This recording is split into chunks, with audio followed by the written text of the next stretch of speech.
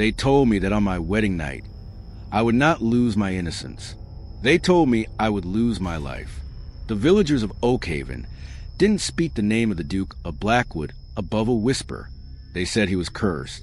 They said he was a beast who feasted on the hearts of his brides to keep his own rotting soul alive. I didn't believe them. I thought they were just stories designed to scare children. I was wrong. As I stand here now, in front of the massive iron doors of his bedchamber, shivering in a silk dress that feels more like a burial shroud, I can hear him on the other side. I can hear the heavy, wet breathing. I can hear the sound of claws dragging against stone. My father sold me to pay a debt, but he didn't sell me to a man. He sold me to a monster. And tonight, I am not here to be loved. I am here to be devoured. The ink on the contract was still wet when my fate was sealed. I remember looking at my father's hands. They were shaking, not from fear, but from withdrawal of the spirits he drank to forget his failures. "It is done, Elara," he muttered, refusing to meet my eyes. "The carriage arrives at dusk. Pack your things. Do not keep His Grace waiting." His Grace? I laughed, a bitter, hollow sound that echoed in our small, drafty cottage. "You mean the devil of the north? Father, you haven't arranged a marriage. You've arranged an execution." He slammed his fist on the table. "We have no choice. The harvest failed. The creditors are coming for the land. Would you rather starve? Would you rather watch your sisters beg in the streets? The Duke offered a sum that could feed this village for a generation. You will go. You will be a duchess. And you will be grateful." Grateful? The word tasted like ash in my mouth. I looked at my younger sisters, huddled in corner, their eyes wide with terror. For them, I would walk into the fire. For them, I would marry the devil himself. "Fine," I whispered. "I will go, but do not expect me to forgive you. When you spend that gold, Father, remember that it is the price of my blood." The journey to Blackwood Castle took 3 days. As we traveled north, the world seemed to lose its color. The lush green forest of the south gave way to twisted, leafless trees that looked like skeletal hands clawing at the gray sky. The air grew colder, biting through my thin cloak. The driver, a man with a scarred face who worked for the Duke, didn't speak a word to me. He simply drove the horses harder, as if he wanted to be rid of his cargo as quickly as possible. When the castle finally came into view, my breath caught in my throat. It wasn't a building. It was a scar on the landscape. Massive spires of black obsidian pierced the storm clouds. It sat on the edge of a jagged cliff, overlooking a churning, violent sea. There were no lights in the windows. It looked abandoned, dead. The carriage halted before the iron gates. The driver opened the door and tossed my meager trunk onto the mud. "End of the line, girl," he grunted. "Aren't you taking me inside?" I asked, stepping out into the freezing rain. He looked at the castle with pure, unadulterated fear. "I don't cross the threshold. No one does.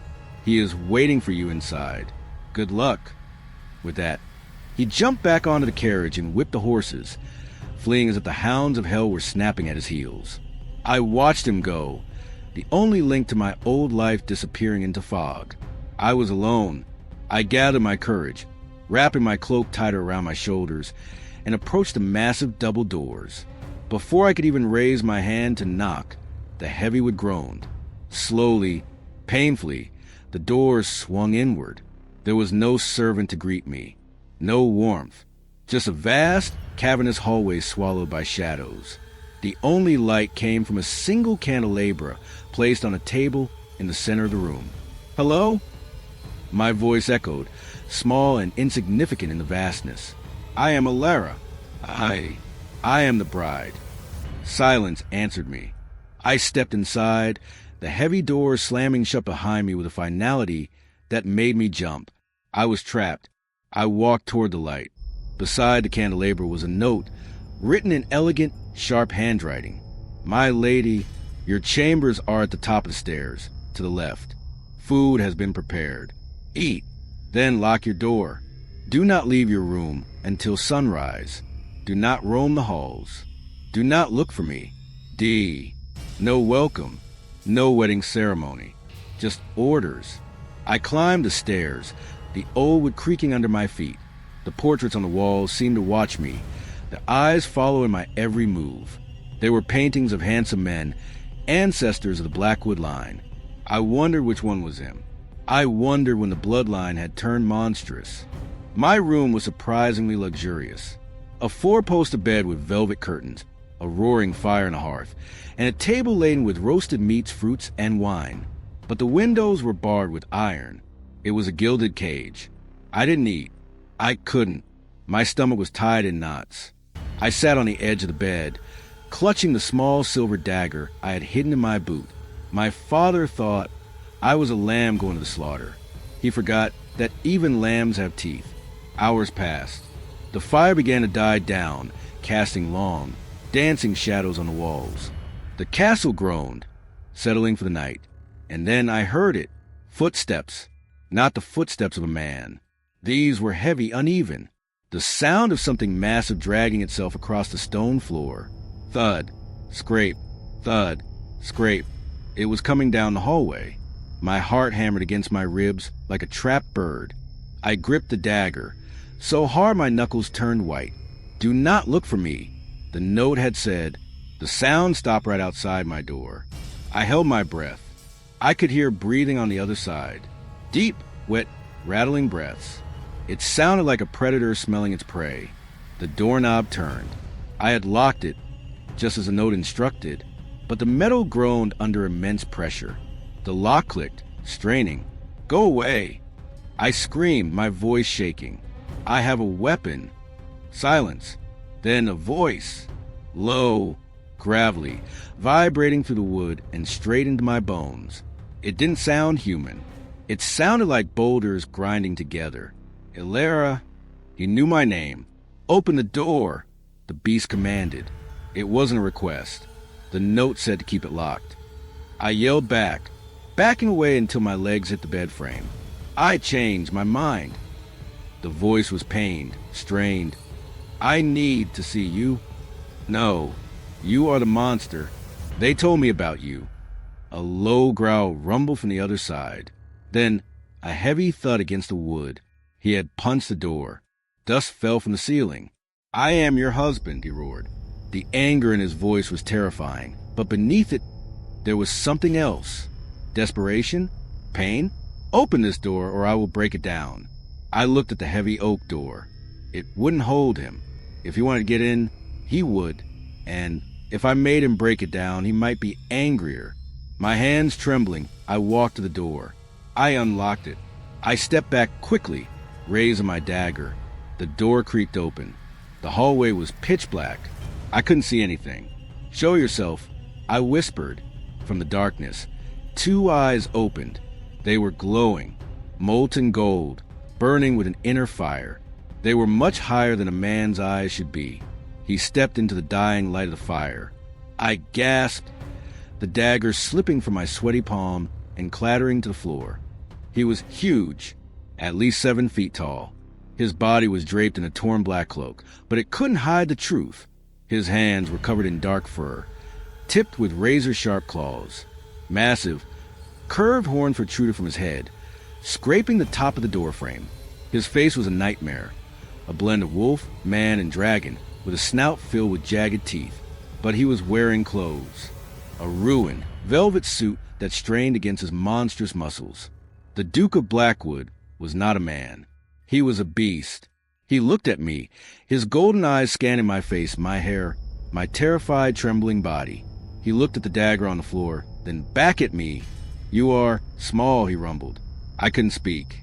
My mind was screaming at me to run, to jump out the window, to do anything but stand there. He took a step into the room. The floorboards groaned under his weight. He reached out a hand, a paw, toward me. I flinched, squeezing my eyes shut, waiting for the blow, waiting for the claws to tear into my throat. But it never came. I felt a touch, gentle, incredibly gentle. The back of a claw brushed against my cheek. It was cold, but the touch was soft as a feather. I opened my eyes. The beast was looking at me with an expression of profound sadness.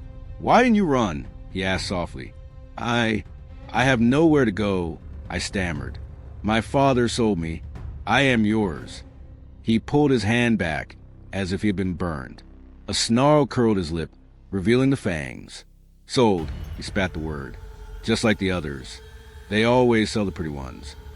He turned his back to me, walking toward the window. He looked out at the storm, his massive silhouette blocking the lightning. Do you know why you are here, Elara? He asked, his back to me. To provide an heir? I guess, reciting what my father had told me. The beast threw his head back and laughed. It was a terrible, barking sound. An heir? God, no. Look at me. Do you think I can produce a human child? Do you think I want to bring another monster into this world? He turned to face me again, his eyes blazing. You are here to break the curse. Or, more likely, you are here to die trying. Curse. I took a step forward, my curiosity warring with my fear. What curse? The curse that made me this. He gestured to his body. Every 7 years, the moon turns blood red. On that night, I must have a bride. If she can survive one night in this castle, if she can look at me without screaming, the curse weakens. But if she dies... He trailed off. What happens if she dies? I whispered. Then I become more beast, he said, his voice barely audible. And less man. I am almost gone. Elara, there is very little of the Duke left inside this shell. You are my last chance. He walked toward the door. Sleep, he commanded. Lock the door again.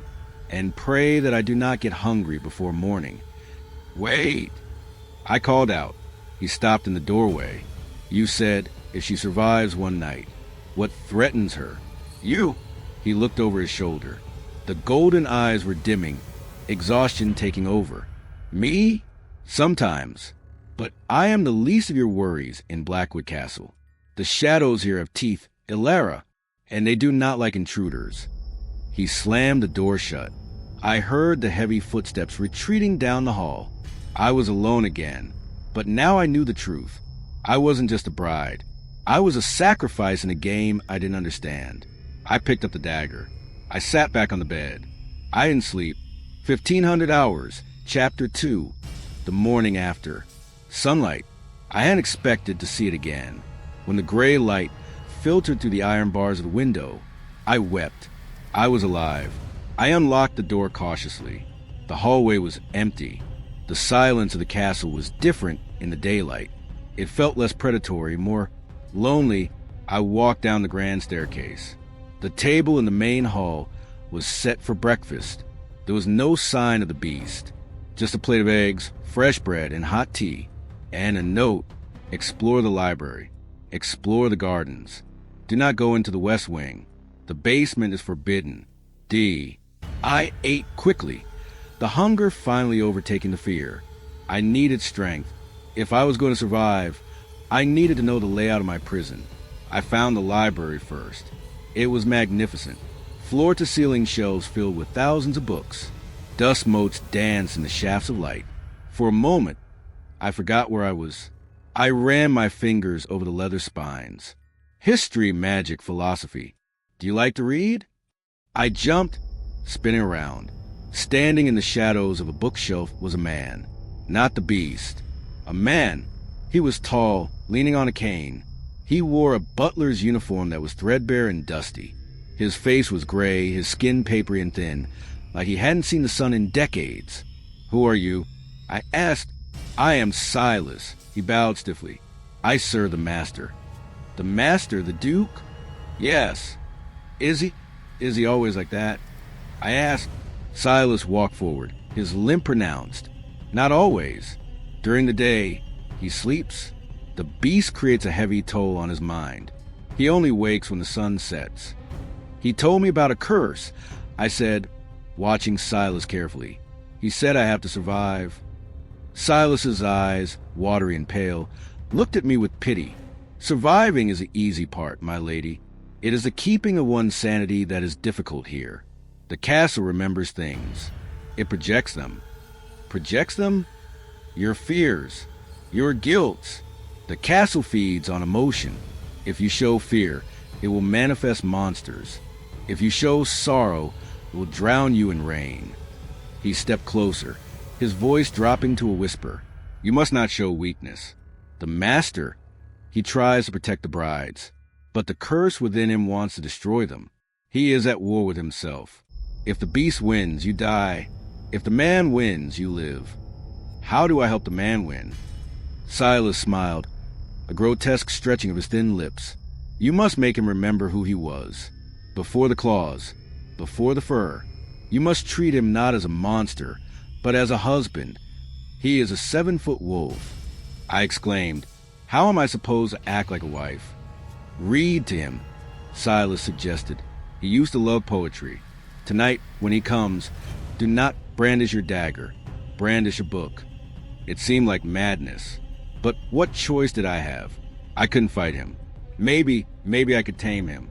That night, the sun set, and the atmosphere in the castle shifted instantly. The air grew cold.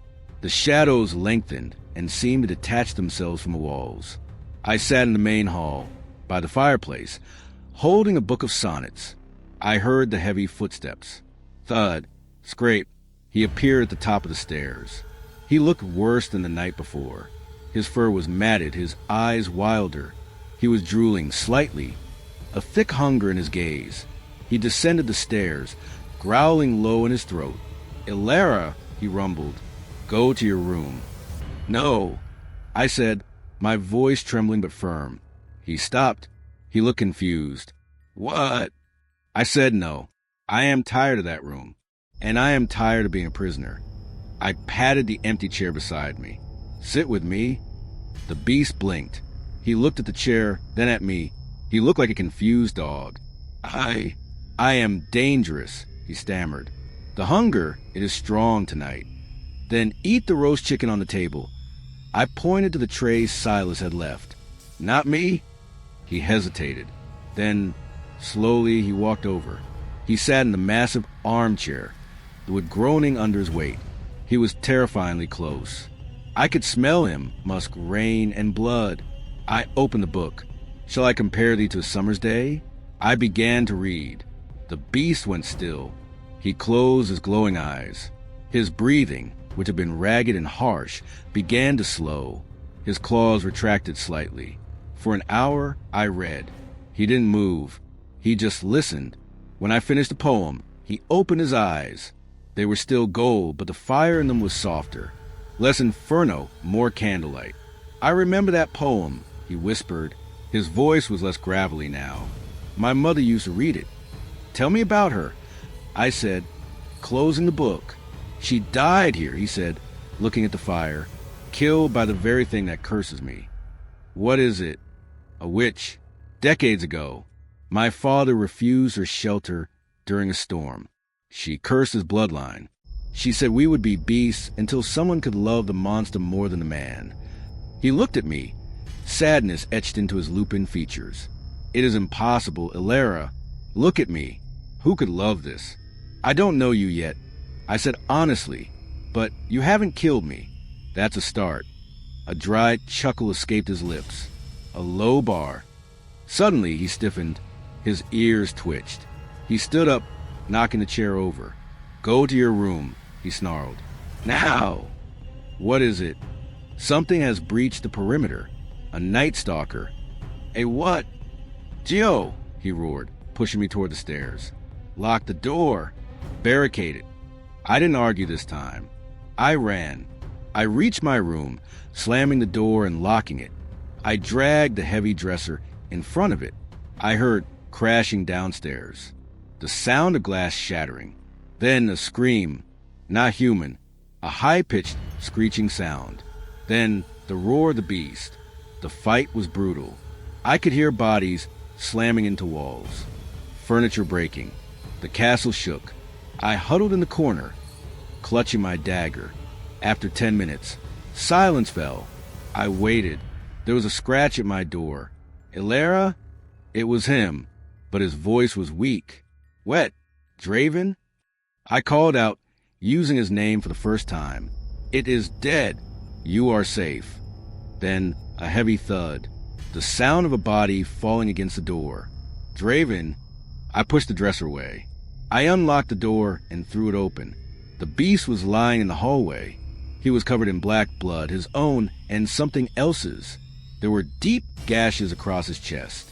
He was breathing in shallow, rattling gasps. "Don't!" He wheezed, trying to push himself up. "Don't touch me. The blood is toxic." "Shut up," I said. I knelt beside him.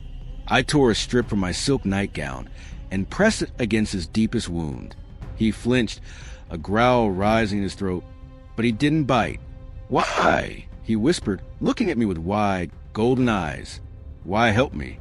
"Because," I said, tying the bandage tight. "You saved me." I looked at his face. The monster was fading. For a second, just a second, I saw the face of a man beneath the fur. A man in pain. "I think," I whispered, brushing a lock of matted hair from his forehead, "I think I am going to break your curse, Draven." He closed his eyes, and for the first time, the beast slept peacefully in my presence. But as I sat there, guarding my monster in the dark hallway, I looked down the corridor. The shadows were moving. They were gathering. The witch wasn't done with us yet. The sunrise didn't bring warmth. It brought agony. I had stayed by Draven's side all night, wiping the black blood from his fur, whispering nonsense to keep him conscious. He was heavy, a mountain of muscle and heat, his breathing shallow. But as the first gray light of dawn touched the stone floor of the hallway, his body convulsed. He screamed. It wasn't a roar this time. It was a human sound, a sound of pure, breaking pain. "Get back!" he gasped, his voice cracking. "Elara, look away." I scrambled backward, pressing myself against the wall, but I couldn't look away. I watched in horrified fascination as the beast began to dissolve. The fur receded, soaking back into the skin like ink. The massive horns cracked and crumbled into dust. His bones snapped and reshaped, shrinking, popping, realigning with wet, sickening crunches. His snout shortened, his jaw unhinged and snapped back. He arched his back, his claws digging into stone until they shattered, revealing human fingernails underneath. It lasted a minute, but it felt like an eternity. When the silence finally returned, the monster was gone. Lying on the cold stone, shivering and naked, covered in sweat and dry blood, was a man. He was pale, his skin scarred from years of transformations. He was beautiful in a broken, tragic way. Dark hair plastered to his forehead, a jawline sharp enough to cut glass, and a body that was lean but powerful. He curled in on himself, trying to hide his nudity, trying to hide his shame. "Silas!" I shouted, my voice echoing down the hall. "Bring a cloak!" Quickly, the butler appeared from the shadows as if he had been waiting. He draped a heavy velvet robe over his master's trembling form. Draven didn't look at me. He pulled the robe tight, using Silas's shoulder to stand up. He swayed, weak as a kitten. "Take me to my chambers," Draven whispered to Silas. "And get her out of my sight." "Draven," I stepped forward. "You're hurt. The wound on your chest." I said, "Leave," he snapped. He turned his head and I saw his eyes. They weren't glowing gold anymore. They were a deep, stormy hazel, and they were filled with humiliation. You weren't supposed to see that. No one sees a change. "I saw you save my life," I said firmly. "I saw you bleed for me." He flinched. "I am a monster, Elara. Don't romanticize it. Go to your room." He limped away, leaning heavily on Silas, leaving me alone in the hallway with the smell of sulfur and the drying black blood on the floor. I didn't go to my room. I went to the kitchen. I found water, clean rags, and herbs that my mother had taught me to identify for healing. I wasn't a Duchess playing house. I was a survivor, and I had a husband to patch up. I marched to his chambers. The door was ajar. I pushed it open. Draven was sitting on the edge of his massive bed, his head in his hands. Silas was trying to bandage the claw marks on his chest, but his old hands were shaking too much. "Let me do it," I said. Draven looked up. "You are stubborn." "I am alive," I corrected. "Thanks to you." I took the bandages from Silas. The butler gave me a grateful nod and slipped out of the room, closing the door softly. I knelt between Draven's legs. Up close, he smelled of soap and iron. The gash across his chest was deep, 3 parallel lines where the Night Stalker had caught him. "This will sting," I warned. I pressed the alcohol-soaked rag to the wound. He hissed, his muscles tensing under my hands. His skin was burning hot. "Why didn't you run?" he asked again, watching my hands work. "When the door was open, when I was fighting, you could have escaped into the forest." "And go where?" I asked, dabbing a healing salve onto the cut. "Back to my father? He sold me. Back to the village? They would stone me for being the bride of the beast." "No, Draven. This castle is a prison. Yes, but it's the only roof I have left." He reached out, catching my wrist. His grip was strong, human fingers wrapping around mine. "It is not just a prison," he said intensely. "It is a tomb. Everyone who stays here dies. Elara, my mother, my sisters, the servants. Silas and I are the last ones left. And now you." "I'm hard to kill," I said, wrapping the bandage around his torso. "There, done." I stood up. He didn't let go of my wrist. He pulled me slightly closer. For a moment, the air between us crackled. He looked at my lips, then at my eyes. "You are beautiful," he whispered, as if it were a curse. "That makes it harder." "Harder to what?" "Harder to watch you die when the 7 years are up." He let go of me abruptly and stood up, walking to the window. He pulled the heavy curtains shut, blocking out the sun he seemed to hate. "Rest, Elara. Tonight, the beast will be weak. The injuries carry over. I will lock myself in the dungeons to ensure your safety. You will have the castle to yourself." "I don't want the castle," I said to his back. "I want answers. What was that thing? The Night Stalker?" "A shadow," he said dismissively. "A manifestation of the witch's malice. She sends him to test me, to wear me down. And if we kill the witch?" He laughed bitterly. "She doesn't exist in this plane. Elara, she is a ghost in the machine. She lives in the whispers of the walls. You cannot kill a memory." He was wrong. I knew he was wrong. Everything could be killed if you found the heart. As I watched him retreat into the shadows of his room, defeated and broken, I realized that this story wasn't just about a curse. It was about a war between hope and despair. The mysteries of Blackwood Castle were deeper than the stone foundations. And if you are brave enough to walk these dark halls with me, if you want to see if Elara can save the man buried beneath the monster, then press the like button. It lights a candle in the darkness, helping us find our way through the next terrified night. That night, true to his word, Draven locked himself in the dungeons below the east wing. I could hear his roars echoing through the ventilation shafts, muffled by stone and iron.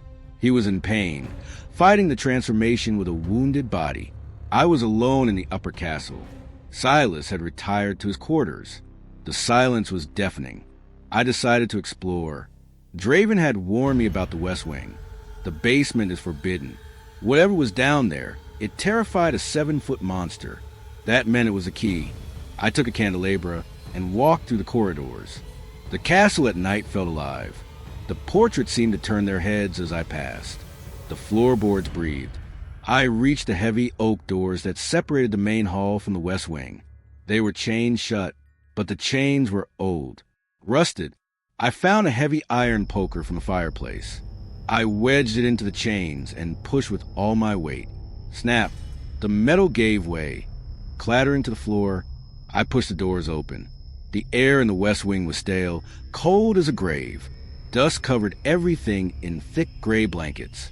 I walked down a long gallery. The paintings here were slashed. Someone had taken a knife to the canvases. I held my light up to one. It was a portrait of a woman, beautiful, with golden hair and kind eyes. She was holding a baby. My mother, Draven had said, killed by the curse. I walked further. At the end of the hall was a door painted black. It wasn't locked. I opened it. It was a nursery. A rotting wooden rocking horse sat in the center. A crib, draped in decaying lace, stood in the corner. But the walls were covered in writing, scratched into the plaster, written in charcoal, maybe even dried blood. She is watching. Do not trust the eyes. The mirror lies. Save him. Kill him. Who wrote this? I whispered, tracing the frantic letters. I did. I spun around, dropping the candle. It rolled on the floor, the flame flickering wildly, casting long, distorted shadows. Standing in the doorway was a woman. She was translucent, a specter. Her dress was tattered, floating in an invisible wind. Her face was pale, her eyes dark hollows. "Who are you?" I gasped, backing against the crib. "I am the first," she whispered. Her voice sounded like dry leaves skittering on stone. "The first bride, the first failure. You died here? We all died here." She drifted into the room. "He tries to save us, but he is weak. The beast is hungry, child, not for flesh, for souls. He saved me. I defended him, though my heart was racing. He fought the Night Stalker for me. He fights because he still has hope," the ghost said sadly. "Hope is the cruelest poison. It makes the end hurt more." She pointed a skeletal finger at the floor. "You seek the truth? The truth is not in the West Wing. The truth is beneath. The basement." I realized. "The witch's heart," she corrected. "It beats beneath the stones. Find it, or join us." The ghost screamed, her face distorting into a massive agony, and then she vanished into mist. I was left alone in the dark nursery, my heart pounding. The witch's heart. Draven said she didn't exist. He said she was a memory, but the ghost said there was a heart. If there was a heart, I could stab it. I grabbed my candle and ran from the West Wing. I needed to find the entrance to the basement, but the castle had woken up. The hallway stretched. It grew longer as I ran. The doors on either side began to bang open and shut in a rhythmic, deafening cadence. Slam, slam, slam. I heard whispering. Not one voice, but hundreds. "Die, die, unworthy." I squeezed my eyes shut. "It's not real," I muttered. Silas said it projects fears. "It's not real." I focused on the image of Draven's human eyes, the sadness in them. "You have no power over me." I shouted at the hallway. The slamming stopped. The hallway snapped back to its normal length. I stood, panting at the top of the stairs. I had survived the castle's tantrum. I went to the library. I needed a map. Draven had books on everything. Surely he had blueprints of his own home. I spent hours tearing through the shelves. Finally, tucked inside a book of ancient folklore, I found it. A faded parchment showing the original foundation of Blackwood Keep. There was a hidden door in the wine cellar. It led to a sub-basement. A crypt. "Got you?" I whispered. I didn't wait for morning. I didn't wait for Draven. If I wanted to survive the next 7 years, I needed leverage. I went to the kitchen, grabbed a fresh lantern and a heavy iron cleaver used for chopping meat. It wasn't a sword, but it would split a skull if needed. I descended into the wine cellar. It was damp and smelled of vinegar. I counted the barrels along the back wall. 1, 2, 3. The fourth barrel was fake. I tapped it. Hollow. I found the latch hidden behind a loose stone. I pulled it. With a grinding noise of stone against stone, the wall slid open. A set of spiral stairs led down into absolute blackness. A cold wind blew up from the depths, smelling of ozone and rot. "Elara?" I froze. It was Draven's voice. But it wasn't coming from the stairs. It was coming from behind me. I turned. Draven was standing at the top of the cellar stairs. He was in his beast form. He had escaped the dungeon. But something was wrong. His eyes weren't gold. They were purple, bright neon purple. And he wasn't looking at me with sadness. He was looking at me with hunger. "Where you going, little bird?" The beast purred. The voice was Draven's, but the tone was wrong. It was feminine. It was mocking. It was the witch. "Draven?" I asked, stepping back toward the secret tunnel. "Draven is sleeping." The beast grinned, drool dripping from his fangs. "I am driving the carriage tonight." He took a step down. "You shouldn't have found the door, Elara. Now I have to kill you myself." I didn't hesitate. I threw the lantern at him. The glass shattered, oil splashing across his chest and catching fire. The beast roared in surprise, batting at the flames. I turned and jumped into the darkness of the secret tunnel, pulling the lever to close the stone door behind me. I heard the beast slam against the stone on the other side. I heard him scratching, screaming in that dual voice of monster and witch. "You can't hide," the voice screeched. "I know these tunnels. I built them." I was trapped in the dark, sliding down a spiral staircase into the belly of the earth. Above me was a possessed monster. Below me was the heart of the curse. I gripped the meat cleaver. "Come and get me," I whispered into the dark. The spiral staircase seemed to go down forever. The air grew colder with every step, heavy with the metallic taste of ozone and ancient, stagnant water. I reached the bottom. It wasn't a cellar.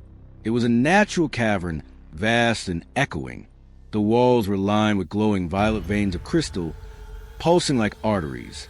In the center of the cavern, surrounded by a pool of black water, was an altar made of twisted roots, and trapped within the roots lay a corpse.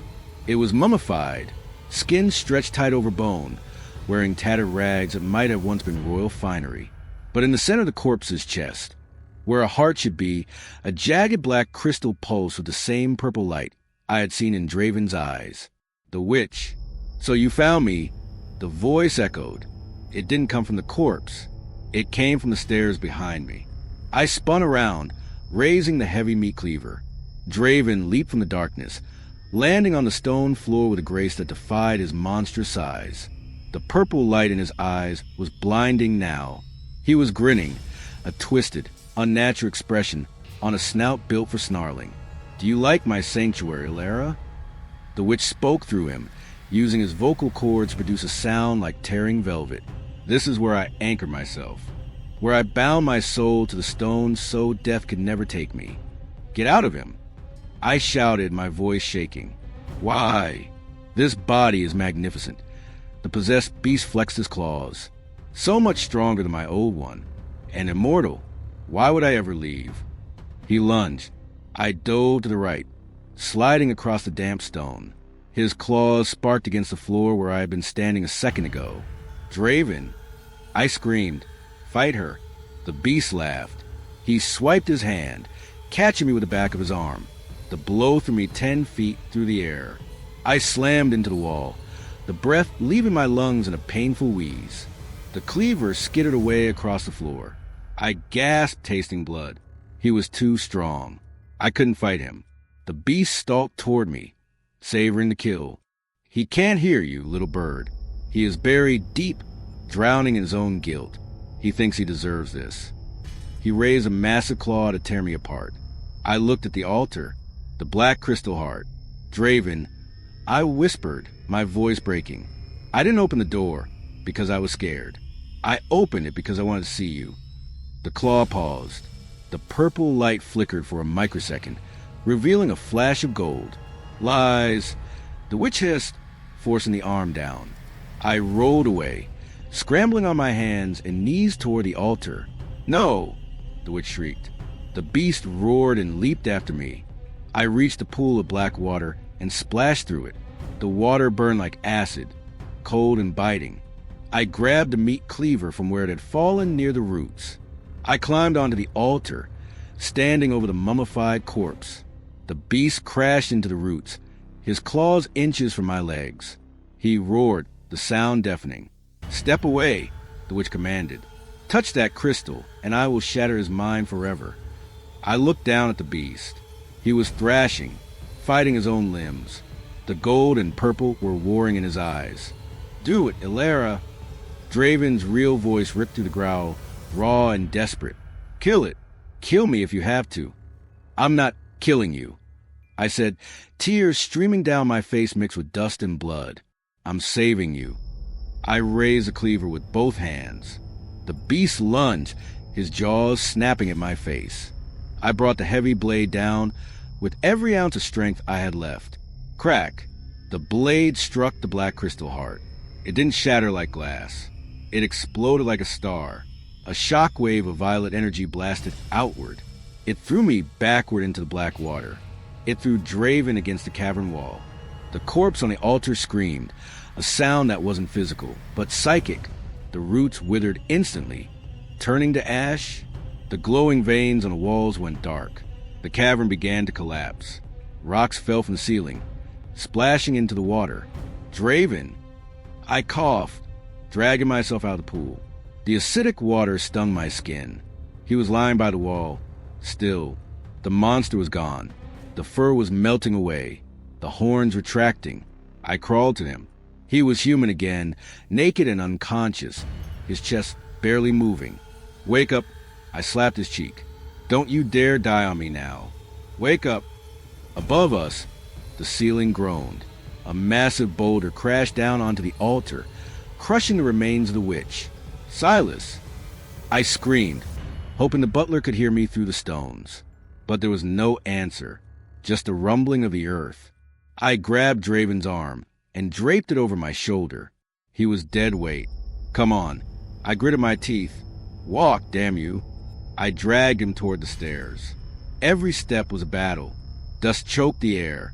We made it to the spiral staircase just as the cavern roof gave way completely, burying the witch's tomb forever. I don't remember climbing the stairs. It was a blur of pain and adrenaline. I remember kicking the door to the wine cellar open. I remember collapsing on the stone floor of the pantry, dragging Draven with me. We lay there in the dark, gasping for air, covered in soot and slime. Silence returned to the castle. The slamming doors had stopped. The whispers were gone. The oppressive weight in the air had lifted. "Elara?" His voice was weak, hoarse. I pushed myself up on one elbow. "I'm here." Draven opened his eyes. They were hazel, clear, warm, human hazel. No gold, no purple. He looked at his hands. They were scarred, but they were human hands.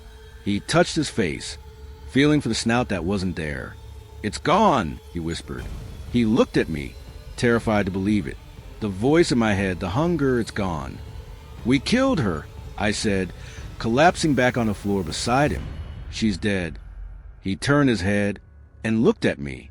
He reached out, his hand trembling, and brushed a smudge of dirt from my cheek.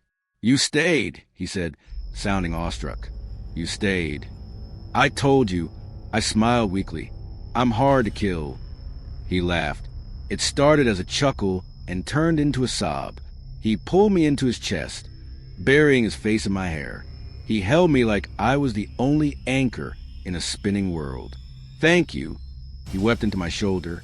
"Thank you." We fell asleep there on the cold floor of the cellar, too exhausted to move. I woke up in a bed. Soft sheets, warm sunlight on my face. I panicked for a second. Sitting up, I was in the master bedroom. My clothes had been changed into a clean nightgown. I looked around.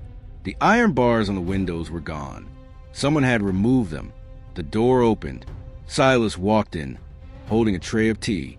He looked younger somehow. He walked straighter, his limp less pronounced. "Good morning, Your Grace," he smiled. A genuine smile. "The master is waiting for you on the balcony." "Is he?" "He is well.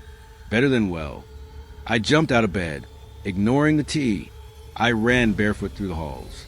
The castle had changed. The gloom was gone.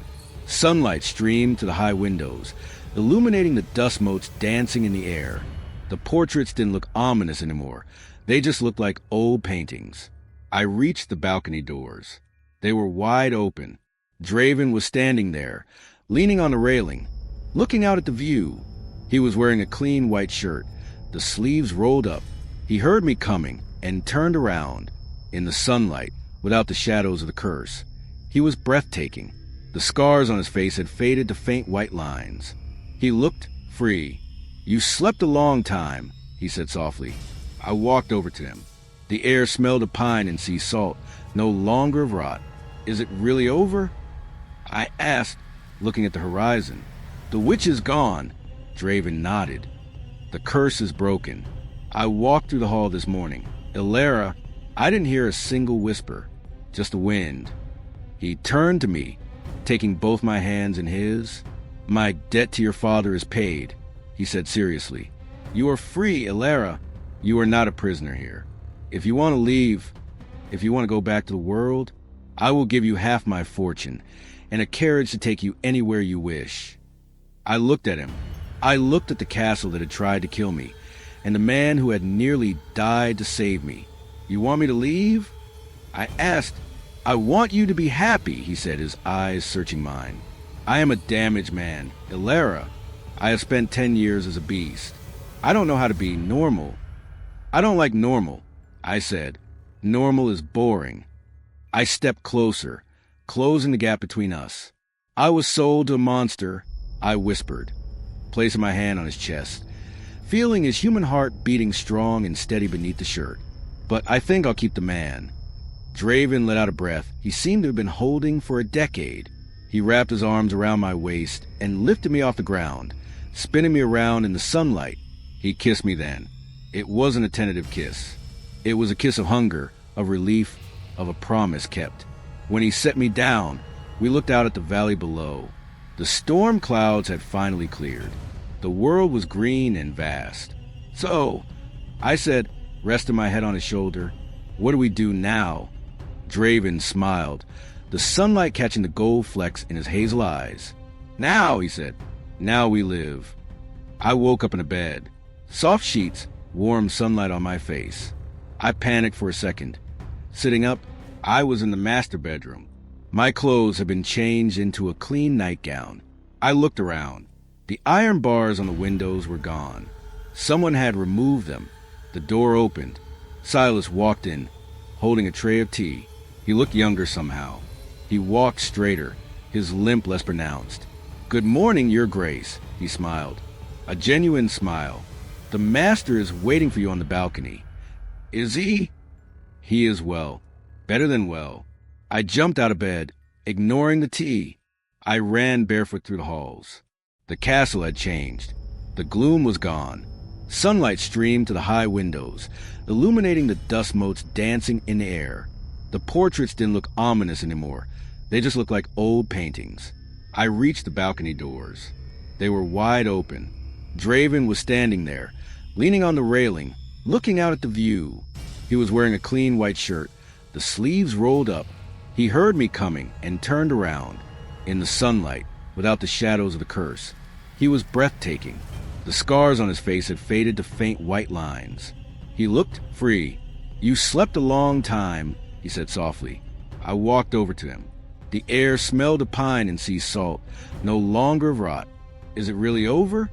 I asked, looking at the horizon. "The witch is gone." Draven nodded. "The curse is broken." I walked through the hall this morning. "Elara," I didn't hear a single whisper, just the wind. He turned to me, taking both my hands in his. "My debt to your father is paid," he said seriously. "You are free, Elara. You are not a prisoner here. If you want to leave, if you want to go back to the world, I will give you half my fortune and a carriage to take you anywhere you wish." I looked at him. I looked at the castle that had tried to kill me, and the man who had nearly died to save me. "You want me to leave?" I asked. "I want you to be happy," he said, his eyes searching mine. "I am a damaged man, Elara. I have spent 10 years as a beast. I don't know how to be normal. I don't like normal," I said. "Normal is boring." I stepped closer, closing the gap between us. "I was sold to a monster," I whispered, placing my hand on his chest, feeling his human heart beating strong and steady beneath the shirt. "But I think I'll keep the man." Draven let out a breath he seemed to have been holding for a decade. He wrapped his arms around my waist and lifted me off the ground, spinning me around in the sunlight. He kissed me then. It wasn't a tentative kiss. It was a kiss of hunger, of relief, of a promise kept. When he set me down, we looked out at the valley below. The storm clouds had finally cleared. The world was green and vast. "So," I said, resting my head on his shoulder, "what do we do now?" Draven smiled, the sunlight catching the gold flecks in his hazel eyes. "Now," he said, "now we live."